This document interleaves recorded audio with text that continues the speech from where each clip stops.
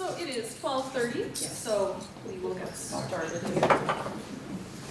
Hello, happy Sunday everybody. Hope everybody's been having a good convention so far. Hope it continues to be wonderful. We are going to be talking today about running a furry-based business. There have been a couple other panels similar to this throughout the weekend. Hopefully you were able to catch a couple of those, get up a couple of people's different perspectives on this. This will be largely based on my own perspectives and my own experiences. So it's always nice to have a couple of folks who are able to contribute to that. If not, that's okay. I am Apoxon from ApoxonIndustries. You can find me downstairs in the dealer's den or online, as seen on Etsy. So, before we really get started, one of the reasons why I feel like I am a good candidate to come up here and talk to you today about running a small furry-based business is that I have been taking commissions of various sorts since 2006. I don't like looking at that number because that is like 18 years of taking commissions. I feel really old. I've also been sewing hoodies and heaters since approximately 2012. That's 12 years now. And I've also been vending at conventions since 2015, so that's about 8 years worth of experience. Additionally, in my day job, in my other life, I was a teacher for many years, so I feel like the combination of being able to explain how something is done and also having the knowledge of how to do it works together really well. That said, I'm a little out of practice at being a teacher, so we'll see how it goes. Also, that said, as a teacher, if you find this panel isn't for you, or you have other obligations, please feel free to head out. You will not hurt my feelings if you're like, no, this isn't for me, I'm gonna head out. It won't happen. I have no feelings anymore. You're good. So, we are going to be talking about several different topics, all related to running your business. From before you get started, all the things that you want to think about and consider, all the things you want to get ready, to the actual process of getting started, and then we'll talk about the day-to-day management of your small furry-based business. This panel is also available for free, public access, on my Patreon. So if you are wanting to take notes or you missed something, you're also welcome to ask at the end if you have questions. But if you find after you've left there's something you're like, oh shoot, I should have asked that. 1, I'll be down in the dealer's den for the rest of the day if you want to ask. 2, also online.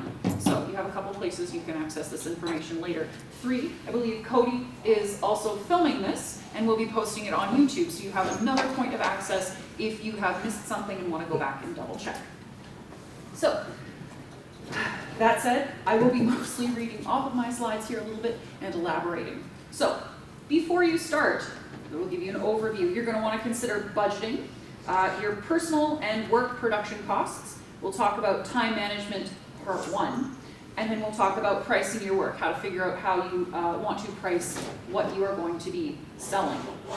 Then we'll talk about what it's like getting started, so things to consider about what sort of accounts you need. These are things like bank accounts, credit cards, a shop, email account, social media accounts, Trello, that sort of thing.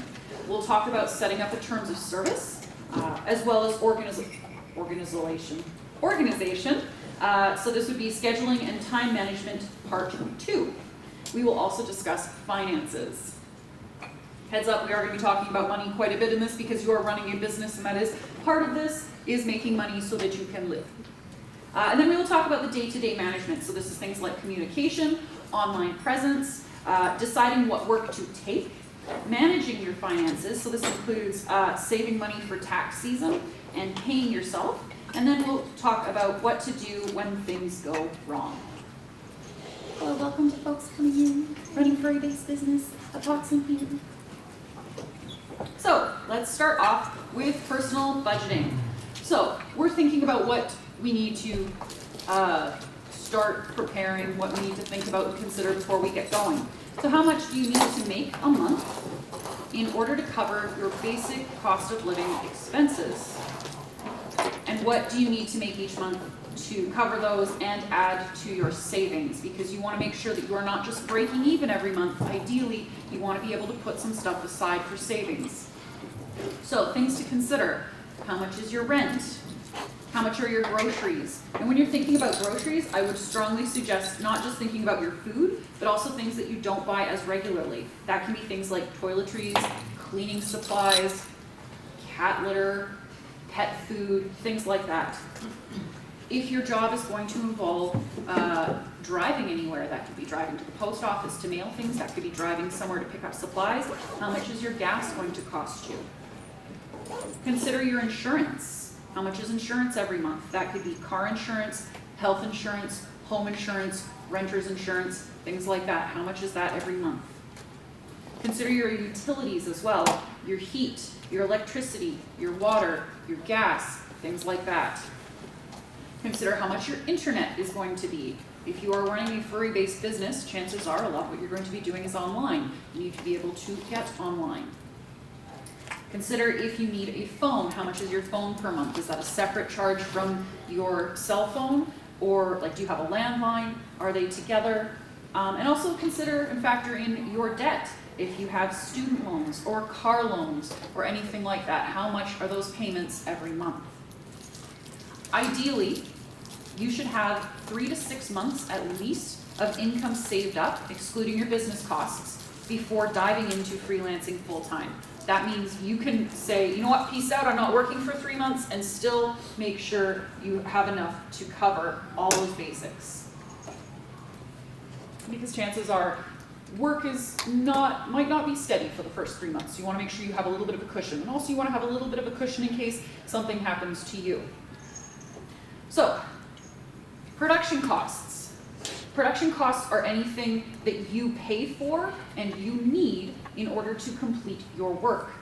This can be thread for sewing, this is foam, this is pens for drawing, this is a work table, this is stuffing, this is your Adobe subscription if you do that, this is your Clip Studio Paint purchase. Some of these production costs will be one-time expenses, some will be subscription-based, and some are just straight up one-time purchases. Some are things that you'll have to refresh now and again. You may choose to cover some of your production costs, but generally, your clients should be expected to cover the majority of those. And these costs should be factored into your pricing. That said, you do not need to tell your client the exact cost breakdown for every expense. So for example, if I'm doing a badge, I'm not going to write them an invoice that says like 50-cent marker fee or something like that. That's fine. Or like if I'm making a fursuit, I'm not going to be like $350 faux fur fee. I might break it down by like hand paws are this much, tail is this much. But as far as the actual supplies go, you don't need to worry about that. If you have a client who wants that kind of breakdown, you don't want that client. So before you start business budgeting, how much will running your business cost you? Things to consider. Startup costs and investment. So these are things like your workspace utilities, so things like a desk or shelves for storage or a sewing machine or a drawing tablet or a stand for your drawing tablet, things like that. And then you have your day-to-day expenses. These are things like materials, postage, supplies like boxes, packing tape, envelopes, stamps, your electricity, your rent, etc. So for business budgeting, it's really important that you familiarize yourself with the tools and supplies that you need and how much they cost you. For example, if you plan on making fursuits, you should be able to approximate how much a yard of faux fur is going to cost. You should have that just sort of in the back of your mind. Be like, I'm pretty sure a yard of faux fur from Howell Fabrics, if it's the luxury shag, is between $32 and $35 US at the moment. You should be able to sort of run that up. And if not, when you're starting out, that's okay, but you want to make sure that you double check those costs. Don't just be like, yeah, it's probably like 10 bucks. Never estimate, always double check. You want to calculate the production cost of your projects, and you want to include everything. So you want to include how much the fur is, how much the thread is, how much the needles are, how much the paper is if you're going to be using the paper to pattern. All that needs to be factored in. You should not be expected to cover essential expenses related to your work. You may choose to cover some, especially if it's something that you will use personally as well as at work. So for example, I do make hoodies and kigus and plush props and things, but I design all of those in Photoshop, Adobe Photoshop. And personally for me, I just cover that subscription. Even if I'm taking commissions for custom hoodies and kigus, which I'm closed for at the moment, I don't factor that into those. That is just an expense that I eat because I also do this for myself. So we have some more personal examples here of business budgeting. So I cover things like new markers, paper, ink for printing invoices. I cover my time spent emailing, which I probably shouldn't do that much. I should try and move that more into split coverage, but that's just me. I cover my office hardware, so that's things like new desks or new shelves as I need them. And again, like I said, I cover my Photoshop subscription. Split coverage would be things like sewing machine wear and tear. That's just like, you know, $1 on top of whatever project it is that just gets set aside for when I eventually need to take it in for its routine maintenance, things like that. Split coverage would also be things like packing supplies, package insurance, and thread. Now when I say package insurance, when I mail things out in a box, I have a pretty good approximation because I'll use the Canada Post or Etsy's insurance calculator, and every once in a while it's wrong. And so in that case, it's like, okay, it's like an extra $2. I'll eat that. I'm not going to tell the client, sorry, you need to give me $2 extra. So that's what I'm talking about for that. And then for things that the client covers, or that I expect them to cover, would be the fabric, so that's like fleece, faux fur, things like that. Any supplies directly related to their commission that I will not be using on any other personal projects. This applies more to suit makers than it does to artists who are doing more traditional 2D stuff, but it's still something to consider. I also have the client cover the shipping costs. That's the shipping cost for the supplies to get to me, and for me to ship it to them. Because that, again, is all part of doing business. I am ordering this stuff for them on their behalf, I am making it, and then it's going back to them. So that is something that they are expected to cover. They are also expected to cover any import fees or taxes that may be incurred for shipping. So if you're shipping to the UK or the EU, so over off in Europe, they often have additional taxes and fees that need to be paid when a product arrives. And so that is something that the client is responsible for. We will talk about this more, but you should also include that in your terms of service so that your clients know ahead of time. Nobody wants an additional, very expensive sometimes, tax bill. So let's talk about time management. If you are looking to run a business of your own, it does require a lot of self-discipline. No, it sounds like it should be liberating. I can work whenever I want. This is great. For me personally, and of course this is going to vary from person to person. We are all a little bit neurodivergent here. For me personally, when I say, I'll take Friday off and then I'll work Sunday, I'm not going to work Sunday. I know I'm not going to work Sunday. I'm just going to take Friday, Saturday, and Sunday off. I know that. I have to be aware of that. So be aware of that yourselves as well, and what sort of, what you can get away with yourself. So let's talk more about time management. Time is money. Calculate your time. So how long does it take you to complete a project? Even if you have a pretty good idea of how long it takes, I strongly suggest using a timer and time yourself for a variety of different projects.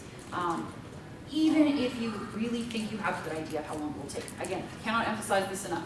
A lot of times we underestimate how long a project will take, often because if we're doing this for a living because we enjoy it, time passes faster when we enjoy something. So make sure that you have a realistic idea of how long different things take you. Now, based on your turnaround time, how long it takes you to make the thing, how many projects can you take on in a week? How many can you take on in 2 weeks? How many can you take on in a month? Realistically, how much work can you do in a month? And will you be able to complete enough work to make ends meet based on how much you can complete? Now with that, that means you should also be considering pricing. So pricing, we have a lovely math equation here. How much you should price your work is the time it takes you to make the thing multiplied by the amount you want to pay yourself per hour plus production costs. Freelancing is only sustainable if you work reasonable hours and pay yourselves a living wage. I cannot emphasize that enough. You need to work reasonable hours and pay yourself a living wage. Do not take a pay cut and then work an extra 2 to 3 hours a day or 7 days a week. You will burn out and you will not be able to continue at that pace. So, with that in mind, when should I switch to full-time freelancing? Consider, how high is the demand for your work? Do you have a steady stream of clients? And importantly, most importantly, can you meet your monthly financial needs and goals with freelancing alone? It's also okay to freelance part-time. Lots of people do this, especially when they're starting off. It's totally normal, it's okay, it's actually a great way to start doing things. So for me personally, like I said, in my other life, I was a teacher. I was a substitute teacher. That was actually a great situation because on days that I didn't get a call out, I could freelance. And on days when I had too much freelance work, I could say, I'm gonna pass on those calls today and I'm going to work from home. I had some flexibility starting off. And then COVID hit and I got flung in a different direction. But again, it is okay to do like half and half, freelance part-time, do a day job the rest of the time until you get your feet under you. So, let's talk about accounts. Regardless of the type of work you're doing, you will need the following type of accounts. A work-only bank account. PayPal is not a bank. PayPal is not a bank. Do not use it as a bank. Ideally, you want your work-only bank account to also have a savings account attached to it. And we'll talk more about why that's important later. Depending on your work, you may also need the following accounts. A shop or website. Etsy is a really great starting off point. Once you get a little bit firmer footing, you may want to switch to different sites like Square or Shopify, but Etsy again is a good starting point. You will need, or you should definitely have, a work-only email address. This is where all of your work emails go, so you don't have to look across several platforms, it's just all in one place. You want to consider social media as well. That could be Twitter, Instagram, TikTok, Facebook, or all of those. And you want to consider with your social media accounts whether or not they will be strictly professional, or if you want to include some personal stuff as well. Honestly, I think my preference is generally mostly professional. I don't treat my social media entirely as a gallery, but I do want to make it easy for my clients to, let's say, click on my Twitter and be able to scroll down and see mostly examples of my work. I have a separate account that is like 100% cats. That's fine. My clients, or potential clients, they're looking for keywords. If they want to find cats, there's an occasional retweet in there and they can be like, oh, cat, click, okay, we're there. Separating the two is a good idea. Trello is also really useful, especially for organizing orders and for projects with lengthy turnaround times. Hands up really quick if you've heard of Trello. Oh, excellent. Hands up if you've used Trello. Okay, excellent. Hands up if you have no idea what Trello is. Okay, so really quick, Trello is basically a website that allows you to do a little drop down. I don't know how else to describe it except for drag and drop tiles. So you can have a whole bunch of columns, you can have little headers at the top, and you can have little, almost like sticky notes under each column. So for example, for me, for hoodies, I have one column that is new orders. I have one, the next column over is fabric order placed, fabric order shipped, fabric order arrived, in sewing, finished, mailed out. And underneath those are the little, like I said, sticky tabs, and I will write the person's last name, what they have ordered under there. When it moves from one status to the next, I just click, drag, and drop it to the next column over. And this is a public little website that when people make an order, they get an email, thank you for your purchase. If you're curious at all about the status of your order, feel free to email me or check my Trello page, and it has a link. The nice thing about that is that I get fewer emails from clients asking the status of their order. Because they've seen that, they can just go, they can click and say, ah, here it is. It's very helpful. It's not going to eliminate all the emails that are like, hey, where's my order? Hey, how's this going? Hey, how's this? But it does help a lot, and it also lets clients get that information right away instead of having to wait for you to reply. So I really do like Trello. Also, it's free, even better.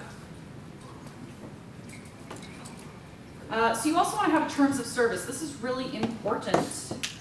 You want to make sure it is easy to find, easy to read, and be sure to cover the following. Your refund policy, turnaround times, what to expect with you in terms of communication, and your expectations for your clients in terms of communication. Shipping information. This can include things like who pays for postage and insurance and import fees. Why did I write this so small? Revisions, minors policy. This is really important. Minors cannot legally enter into a sales agreement and be held to a terms of service. So this is why a lot of suit makers say no minors. It's not that they don't like working with kids, it's that specifically there is no legal protection for them. This is why suit makers who do work with kids often say, hey, if you're interested, I need to work with your parent on this. And we can all three of us work together, but because your parent is going to be the one entering into this contract. That's why there are often no minors policies. So you need to decide your minor policy. Reference preferences are, for example, if you really don't like not safe for work references, make sure that you put that in there. If you are, what does this say?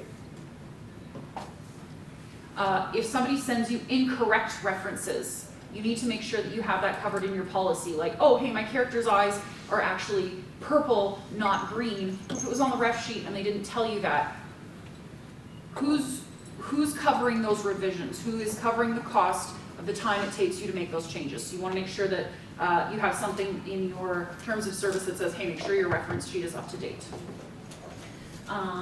What you will and won't do, for example, again, not safe for work art. If you're doing fursuits, perhaps you are not comfortable with things like electronics, or perhaps you don't like, or having trouble with follow me eyes, and you're like, no follow me eyes for me, I'm just going to do toony eyes. Things like that. Rights and usage. So this is particularly important if you are a 2D artist. Who is allowed to share it, post it, and also, like my spouse does a lot of 2D art, and what they have is a policy that says, I retain the right to print this and sell prints of this. And their policy is, if you come by my table, I will give you a free print if it's your character. But other than that, it's like, no, this is, I've done this, and I own the rights to being able to reprint this and sell it. If your client says, I want the rights to reprint and sell it, you have the right to charge them more, because they're going to be making money on your thing past when it is finished. So you can also consider that. As well as social media posting. Just saying, hey, am I allowed to post this on my social media? Yes, no. Do you have a specific date in mind? A lot of times when people do have, like, say, can you hold off on that? It's because whatever the project is might be a surprise for someone. Someone's like, oh, it's a birthday present. Can you hold off on posting that until like July 3rd, please? Yeah, I got that. But you want to have that in there as well. You will likely encounter situations not covered in your terms of service.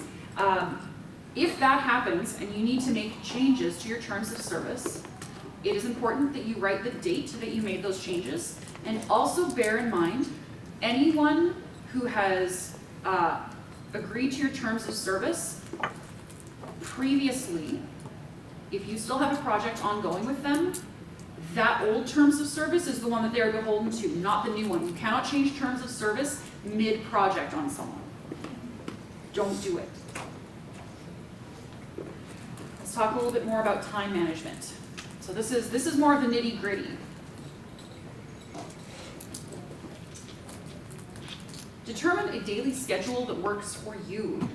Include flex time if possible, and make sure that your work hours are easy to find, and try to stick to them as much as possible. So for me, I have my work hours. I think I have them posted in a variety of places on my website and on my Etsy.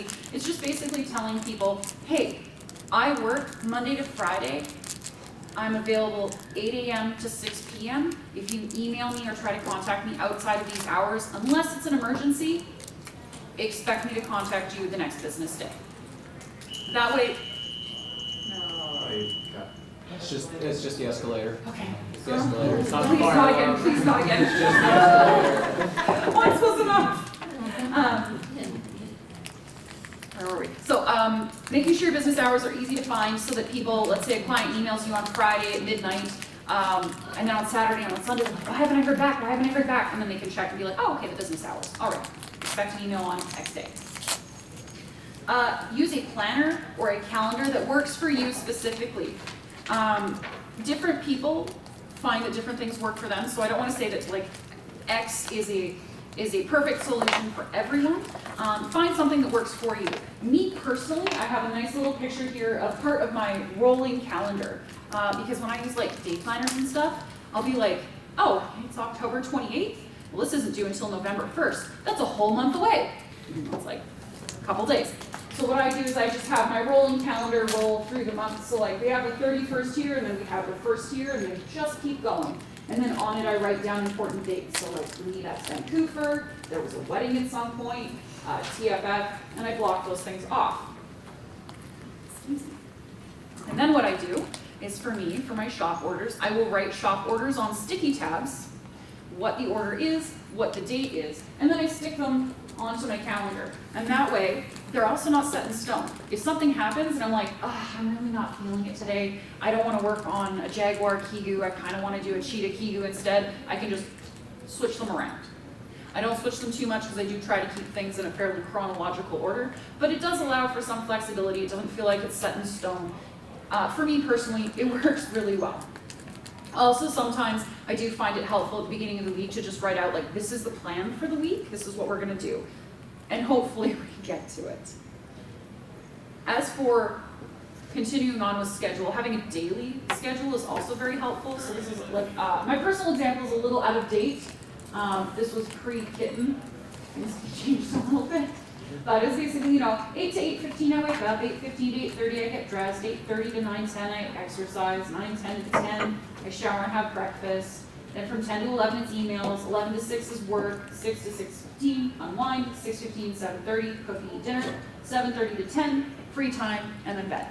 You'll notice in the 9:10 to 10 o'clock showering and have breakfast, this whole rigmarole from 8 to 10 does not take me 2 hours. I have included flex time in there so that if I'm like really tired in the morning, I can press snooze, or if I'm just kind of like eating breakfast and I just want to sort of doom scroll for a little while, I've booked that into my schedule because I know how I am. And I know that I'm going to need more than like 2 or 3 minutes of transition time between one and the other.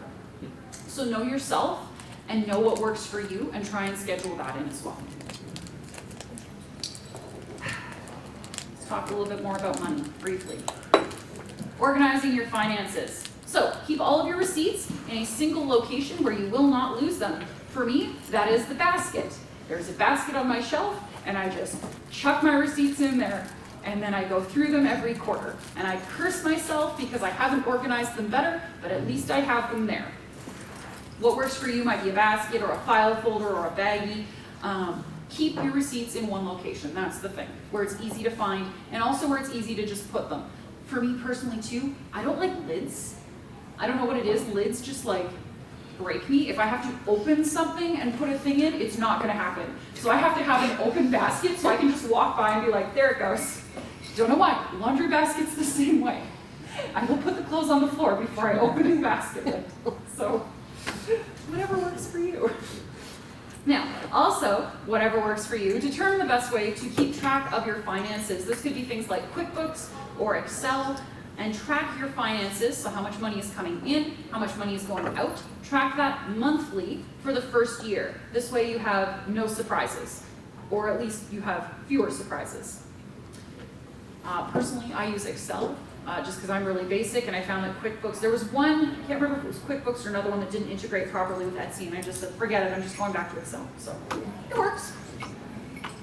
Back to communication. They kept me too up to date. Said no client at all, ever. Keep your clients up to date and or make it easy for them to find the status of their orders. So just like I said, Trello is great for this.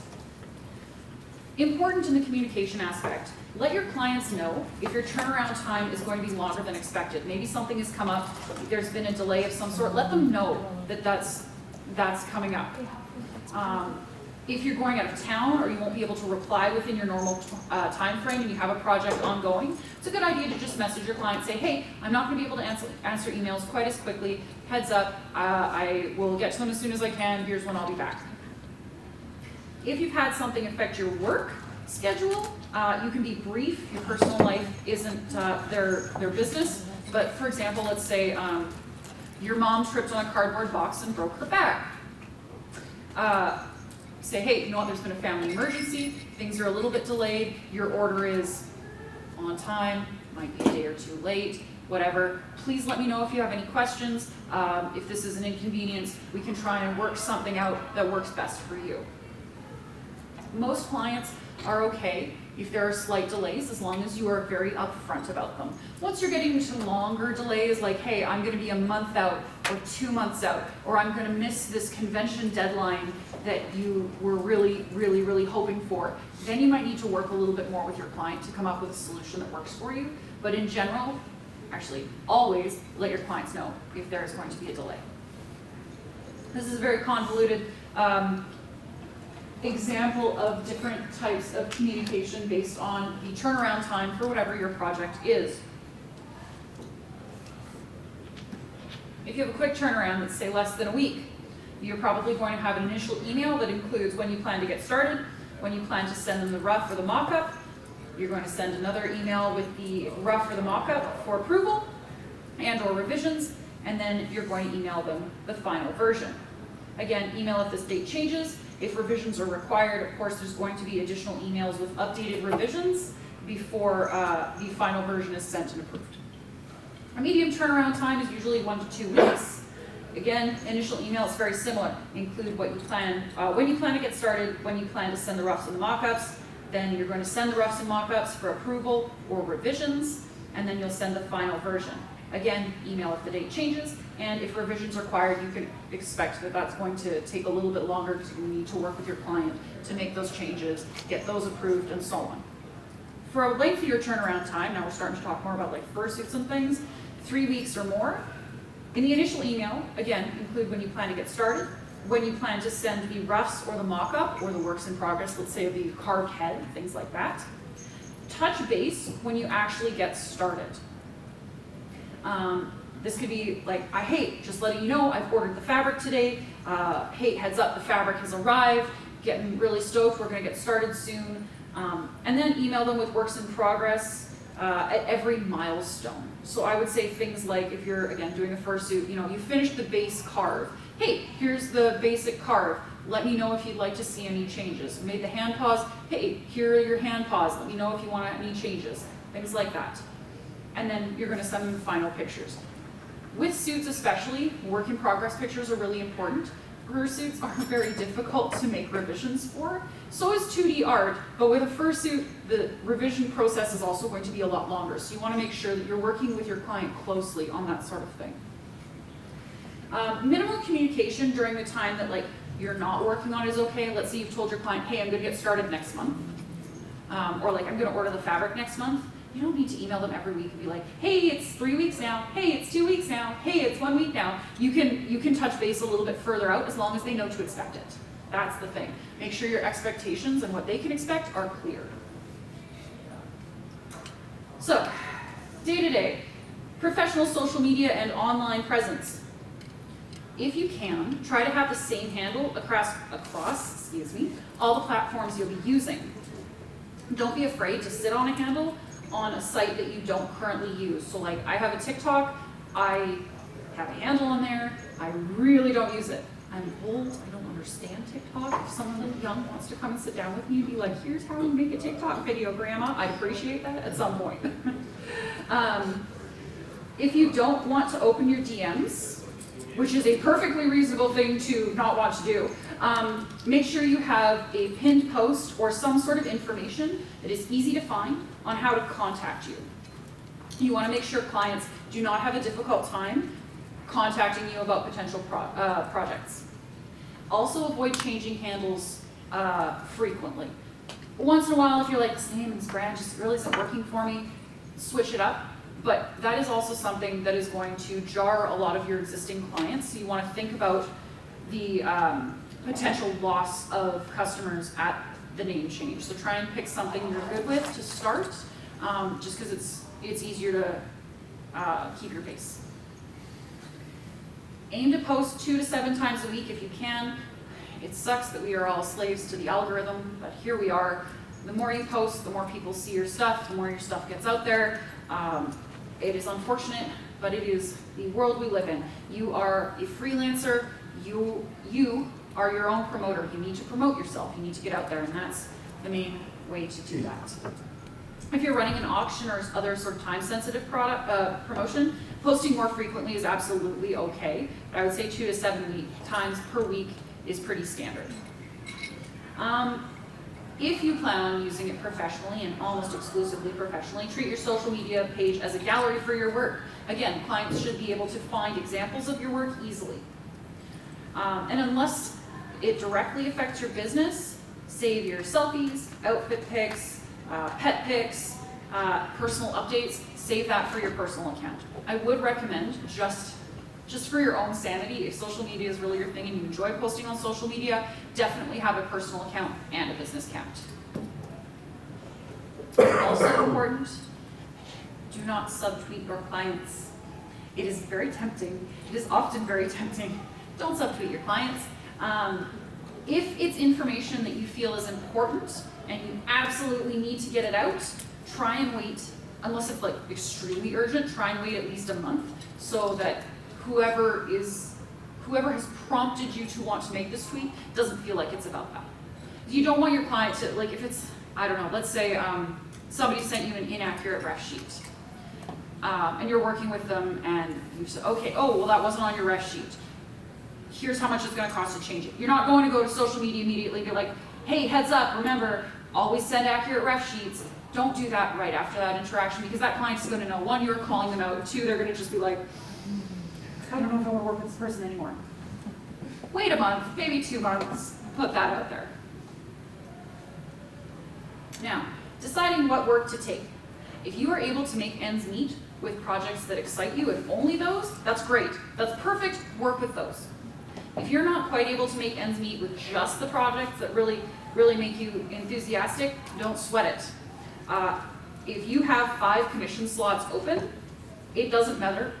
It doesn't matter whether you have 5 or 50 applicants, as long as you are able to fill those slots. That's the important part. However, it is also important to consider that if you don't have very many applicants, and you frequently do not have very many applicants, it could be an indication of how much future work prospects there are. So always bear that in mind. Like, okay, I have 5 applications, and this is like a 2nd or 3rd month that I've only had 5 people apply. What's going on here? Try and think about and consider what might be going on. Also, keep your turnaround times reasonable by knowing how much work you can take on in a given amount of time and sticking to it. You cannot magic more hours into the day, and taking on more work than you can handle is a real quick way to getting burnt out, PayPal chargebacks, and artist beware posts. Do not overextend yourself.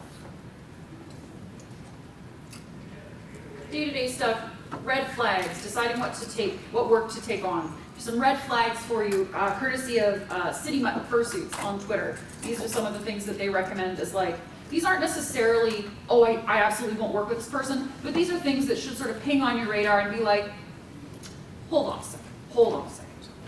So this can be things like asking you to make something like X artist. This could be insisting on a payment method that you don't normally use or one that you are not comfortable with. If they won't commit to a payment timeline. If they haggle or nitpick on your price. If they don't have a clear idea of what they want. Now I will say that one is one of the ones that's in brackets. If you're doing a ref sheet for someone who's never had a furry character before, perhaps there is going to be a little bit more of that and they aren't necessarily going to know what they want. However, if it's a ref sheet and that is the situation, you talk about that beforehand. It's still a red flag of being like, hey, let's talk about this. Let's talk about the expectations here. If you're doing a ref sheet, we're really doing a lot of back and forth ideas. It might be a little bit more because, you know, every time I redraw this character, it's my time. So, if they seem unfamiliar with your specifics, let's say you're making a fursuit, you make really cartoony fursuits, and they're like, hey, I want a realistic wolf. And you've never done a realistic suit before. That suggests that they are not familiar with your work, and perhaps you might not want to work with them on that, because they may not end up happy with what they get either.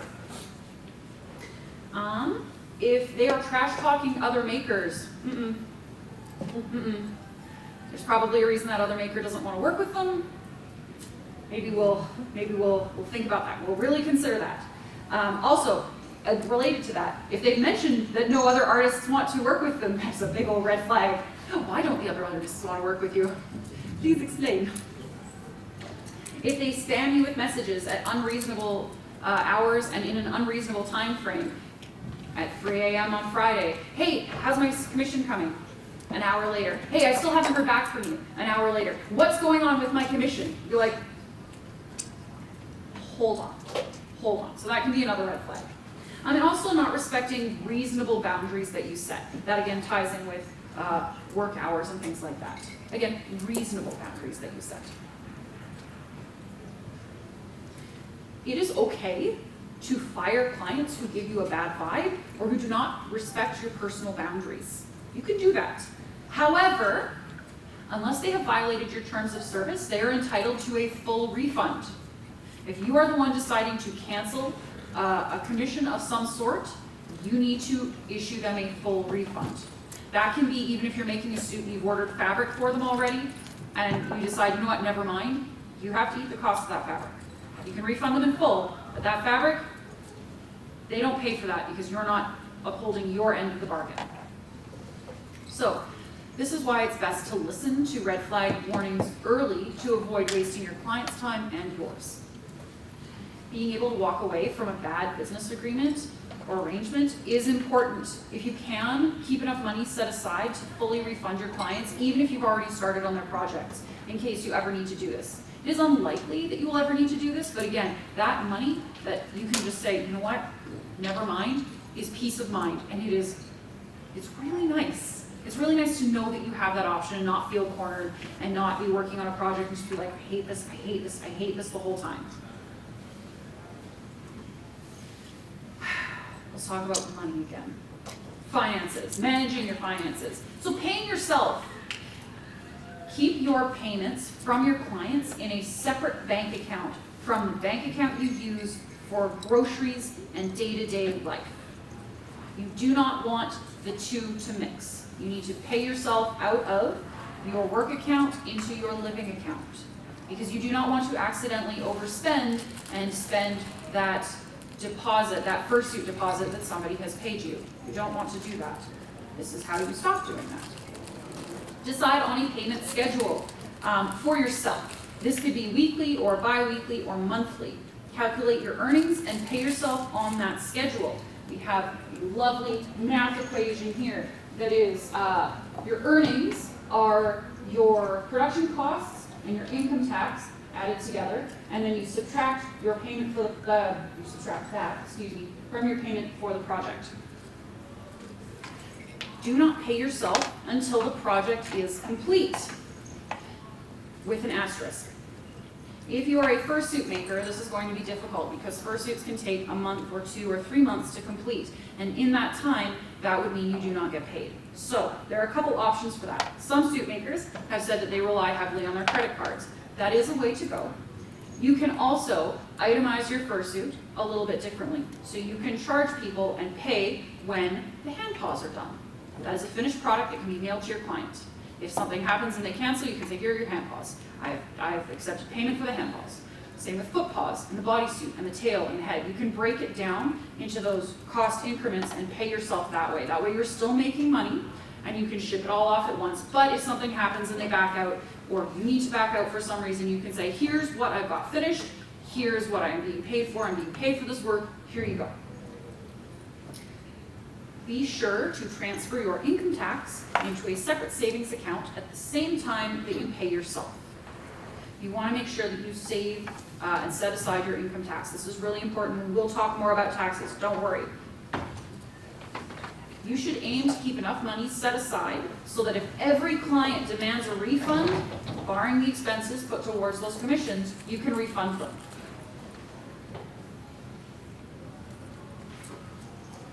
Tax time! Woo! Taxes! Everybody loves tax time. Familiarize yourself with your state, provincial, territorial income tax rate and your federal income tax rate. They are different, and they are probably a different amount. Like once you make a certain amount, the percentage will change, and the amounts where the percentages change are different. They love to make it as difficult as possible. Some places, this varies by province, this can vary by country or state, some places require businesses to pay their income tax either monthly or quarterly or annually, so you should check your state's requirements. This may change as your business grows. For me personally, I started off having to pay my income tax, my income tax annually, and then when it reached a certain amount, they said, actually, we're just gonna take an estimate of how much you owe and you're gonna have to pay it quarterly now. Which again, because I set aside an appropriate amount for my taxes every month, that is not an issue for me. But it's important to know before you go and to be setting money aside as you go so that if that does happen, it is not a surprise, because it is a nasty surprise if it's going to be. So, that in mind, tax brackets are tiered. Like I said, I don't make it easy. If you make over a certain amount, you are charged the next bracket up, but only for the amount over that. So I have a more convoluted example down here, but let's say the first $1 million you make, you have to put aside 10% for taxes. And then from the next million, the $1 million and $1 all the way up to like $10 million, you're charged 90%. If you make $1 million and $1, that 1 million, that first 1 million is 10%, and that $1 is 90%. So that's what I talk about when I talk about tiered taxes. Why pay taxes? I ask myself that often. In addition to supporting your state and federal services, paying taxes is a way to prove your freelancing income. And having government documentation for your income is useful. If you need to rent a new place, they will say we need proof of income. I have a government document for that. If you are applying for certain types of credit cards, you have a government document for that. If you're applying for loans, you have a government document for that. It's not fun, it hurts, but it is important. Now, deductibles. Do you use it exclusively for work? If so, that is tax deductible. For example, drawing tablet, replacement nibs, thread, fabric, pins, stuffing, work desk, work chair, rulers, laminate sheets, markers, etc., etc., etc. Anything that you use for work is deductible if you only have it because you need it for work. Some places will allow you to deduct a portion of your rent as well. For me, the percentage of my apartment, the total square footage, was calculated like how much the sewing room took up, that percentage. I was able to deduct that percent from that percent of rent added into my accountant took care of it. That's the extent. Give yourself an accountant if you can. It's very helpful. Basically, the square footage is deducted. There's a percent taken off of your rent. That part is deductible. Sometimes electricity and internet can also be partially deducted as well, using the same formula as the rent. Again, you're not going to get your whole rent deducted, you're not going to get your whole electricity because you do live in your entire living space. But if you have a room or that is dedicated specifically for your work, and that's the only reason it's there, that's deductible. All right, so we talked about taxes. Day-to-day stuff, when things go wrong. Hopefully they never go wrong for you. Fingers crossed. But if they do, here are some ways to handle it. First of all, take time to cool down and assess and listen to your client. Acknowledge the issue or email and take a day to process it if you need to, and then come back with a calm and helpful attitude. 2 people upset is going to be very difficult to come to a solution. You need to take some time to breathe and be like, oh, I'm really mad right now. How could they do that? Take a breath, walk away from it, come back when you're refreshed. Don't leave it too long, but you should take a little bit of time to just be like, okay, I'm really mad. I'm going to give myself space for being angry for a few minutes, and then I'm going to breathe, and then we will approach this from my customer's point of view. I want to listen to them. I want to make this right.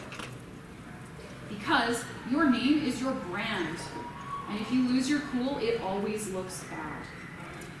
A positive customer experience might lead to a client telling like 1 or 2 other people, but a bad customer experience, they will never not tell someone about that experience with you. So you want to make sure if something starts out not great, you can fix it. I have a lovely client who's now a friend. They live over off in, I think it's Wisconsin. I made a mistake on his hoodie where I didn't make it quite to the size that we measured. He emailed me and said, hey, I need this for MFF in like a week. It doesn't fit. Here's the measurements. I'm not sure what happened. What can we do? I said, all right, I'm so sorry. First of all, mail it back to me. Express, I will cover the postage for that because that's a mistake on my end. I will cover the postage. I will cover the repairs and the changes, and I will mail it back to you. Again, Express, my expense to the hotel so you get it in time. I could have been like, no, sorry, you're out of luck. I don't know, that doesn't look like you took the measurements right. I opted to do like the utmost that I could because, again, my fault, owning up to it. And he tells everybody about his hoodie and how much he loves it now. He's that really, what could have been a very bad situation has been turned into a net positive. And so good customer service, even in a bad situation, can result in a net positive. If you are going to double down, make sure you have a good reason to, and be sure to save your receipts. That means save the communication that you've had with the client that explains your side of things and explains what went wrong and where, in case it ever needs to be made public or clarified for potential future clients. If it was your mistake, like I said, own up to it and try to find a way to fix it that both you and your client can agree on. Again, a mistake met with good customer service can turn into a positive. A mistake met with poor customer service will absolutely haunt you. Additionally, keep money set aside in case you and your client are not able to reach an agreement. Sometimes, depending on the situation, you might need to have let's agree to part ways money. It's always a good idea to have that set aside. Very, like in the, 18 years I've been doing this, I've never had to use my let's agree to part ways money, but it is always a good idea to have it. Other general tips, I believe this is the last slide. Invoicing the client. If you are going to use PayPal as an invoicing system, that's totally fine. PayPal is a great way to start moving money around, just don't use it as your regular bank account. If you invoice your clients, that means that you are avoiding mix-ups, potential mix-ups. That can be things like people sending you money in the wrong currency, or selecting gifts instead of goods and services. You can adjust that, you can make the invoice and make sure that there aren't any mistakes. Pro tip, anybody paying you on PayPal for work you are doing is goods and services. Do not select friends and family. Your account will get banned. You will not be able to use PayPal anymore, and that would not be good. Goods and services, never friends and family. Set aside money for taxes as you go. So like I said, you should be filing and keeping track of how much money is coming in and how much money is going out every month so that you know what tax bracket you're falling into, and as you move up in the brackets, you can adjust the percentage that you are putting aside. You do not want to be surprised by taxes. Yes. Stick to your schedule as much as possible. If your client contacts you with a legitimate emergency, I don't know, their hoodie exploded in the mail or something. This emergency that can't wait until the following workday, definitely respond. Depending on what communication form you're using. For me, a lot of my emails come through Etsy, and instead of looking on Etsy at the messages and clicking on the messages, I will look at them on my email because I get an email notification that has the message in there, and I will read them that way so that the notification on Etsy doesn't disappear. Because if the notification disappears, I reply to it in my head. So I want to make sure that the notification stays there. Avoid providing quotes for work you're not going to complete within the next 3 months. The reason for this is that you may need to adjust your pricing, and you do not want to be working with outdated quotes. You do not want to accidentally be underpricing yourself for future work. And lastly, this is, I think, probably my favorite tip of this whole thing. If you don't want to work with, let's say, Nazis and fascists, and you don't want them repping your work, have a spot in your commission form that says, hey, where can I tag you in social media? And when you put that social media in, you use it, and you scope out their social media and go, are you a person I would be afraid of in real life? No? Okay, we're good. The bar is very low, but it's nice to have a bar. So, yeah, having a social media that you can scope out and just be like, is this person on the up and up? 99.9% of everybody is. I don't think I've ever had an issue, but I do like to just have it there. Also, it's nice, you'll have it, you can tag the people in it after. Dual purposes. And that is a wrap. So thank you so much.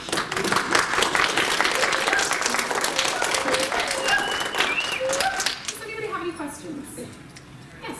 What if you live somewhere where shipping costs would be exceedingly more than exorbitant, like say Alaska or Hawaii?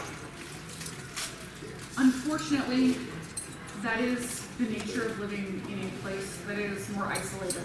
It's just one of those things. As someone who lives in Canada, shipping prices from Canada elsewhere are also extremely prohibitive.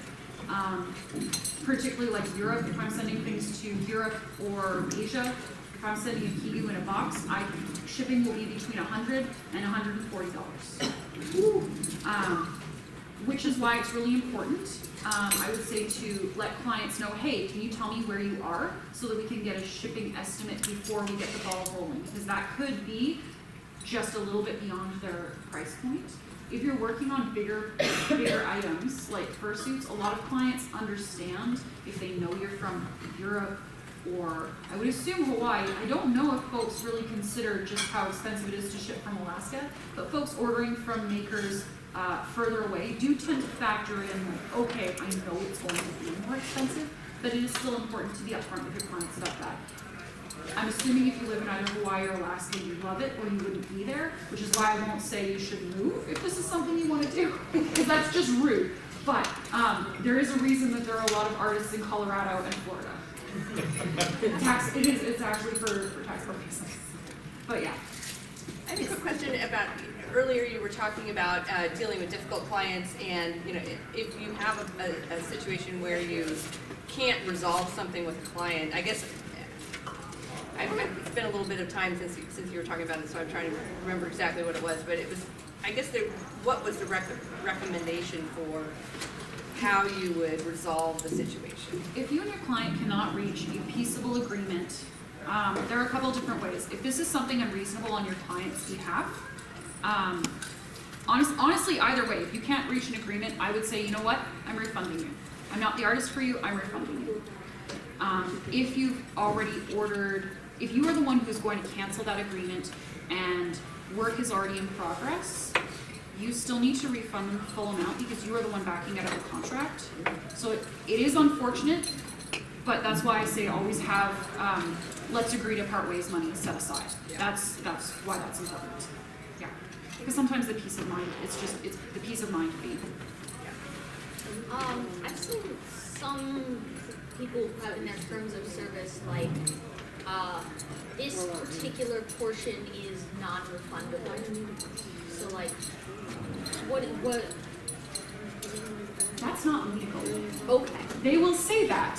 If that is push come to shove, it is not legal. It becomes non-refundable as soon as you have made the purchase for fabric. Yes. For example, let's say That's if what I mean, like if materials once purchased, I cannot refund you. That is true. That is correct. If the client is the one backing out after the artist has already purchased the materials, the client is out of however much the materials were. That's because they are the ones backing out. If it's you, the artist, saying, you know what, never mind, I've purchased the materials, but never mind, you still have to give them a full refund. If work has not started at all yet, you have to give them a full refund. And there are some artists who will say, no, it's a non-refundable, completely non-refundable deposit. No, that's not legal. If work has not started and money has not been spent, you have to give them a full refund. Leading on that, what if something is completed and but the client decides to back out and ask for a refund? Are you allowed to sell that product elsewhere, or do you need that included in your terms of service beforehand? I would definitely include that in your terms of service beforehand. That's a very sticky situation to get in when a client suddenly backs out because you have done all of that work. They have paid you for all of that work. That product is finished. PayPal can be pretty nasty about who's at fault on that end, which is why sometimes PayPal for fursuits can be kind of a gamble, because if somebody does file a chargeback, chances are you, the artist, even if the product is completed, even if the product might be shipped, they may still decide to side with your client. It's not great. It sucks. One of the things you can do though to recoup that cost is if you have not shipped it out yet, you can say, all right, you know what? I'm going to change this character, I'm going to change a couple of the markings, I'm going to change it around, and I'm going to sell it. I don't recommend selling someone's personal OC, just because it's just not a good practice. But if you make a couple changes, I'm not sure if you're familiar with, is it Made For You? Cyberwolf, a very good suit maker. She has, I don't know how many cybers she has now. She has so many fursuits of her character, and every once in a while, she'll take one of her older suits, refurb it, take out some of the markings, replace them with something else, and she'll sell it. So it's a different character than her character. It looks a little different now, but then she just sells it. And so that is an option if somebody is like, you know what, never mind, I'm canceling. You can refurb it, change a couple things, and sell it as a different character. Okay. All right, if anybody else has any other questions, again, Apoxon at ApoxonIndustries. I am downstairs in the dealer's den if something comes to you. If you find after the convention you still have questions, Cody has videoed this. Once he gets it all together, he will be putting it online. You can also find me online. Just search Apoxon and I'll come up eventually. There's also my Patreon where this information is available. The slideshow is available for free. So there are a couple different places that you can find those resources. And I'm happy to answer questions too outside. So, thank you all so much for coming. Hope you have a great rest of your time. I would put this information everywhere. You got to help. I'm so happy with this panel. This is exactly the sort of information and depth that I needed. Wonderful. What sort of stuff are you going to be